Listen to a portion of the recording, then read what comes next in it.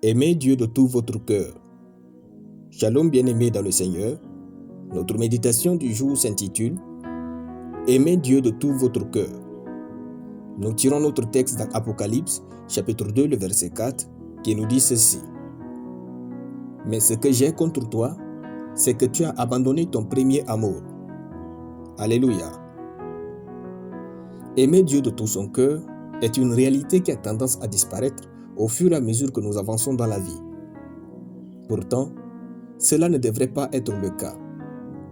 Au début de notre relation avec Dieu, les bénédictions de Dieu n'étaient pas la jauge de notre joie en lui.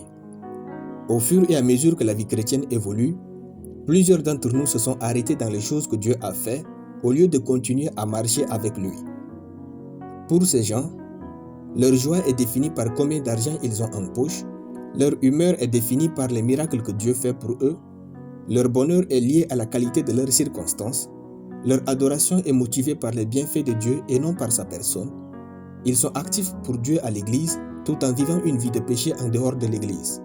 Ils n'ont plus peur de pécher comme autrefois. La question qui demeure est, où est passé votre premier amour? Où est passée cette passion qui vous attirait vers Dieu et vous éloignait du péché à votre début en Christ?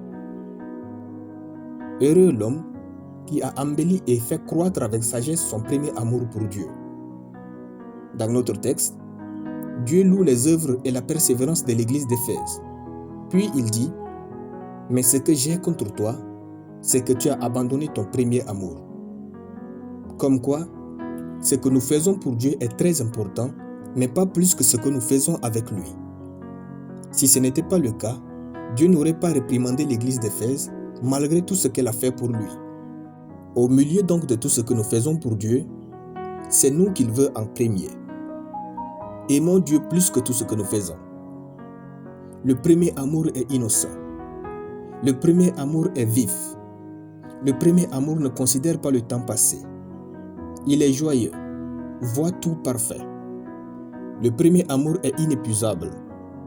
Le premier amour pardonne tout et rapidement. Le premier amour croit tout et facilement. Le premier amour surmonte les obstacles. Le premier amour aime la compagnie de l'amant. Le premier amour rend fort. Le premier amour accepte souvent tout. Le premier amour est collant. Vivez-vous encore ce genre d'amour avec Dieu? Êtes-vous capable d'aimer encore Dieu de cette manière?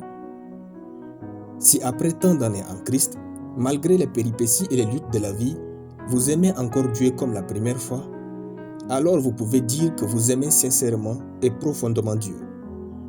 Alléluia. Nous allons prier. Merci mon Dieu et mon amour éternel. Je te loue pour ta présence dans ma vie. Tu es l'objet de mon amour et de mon affection.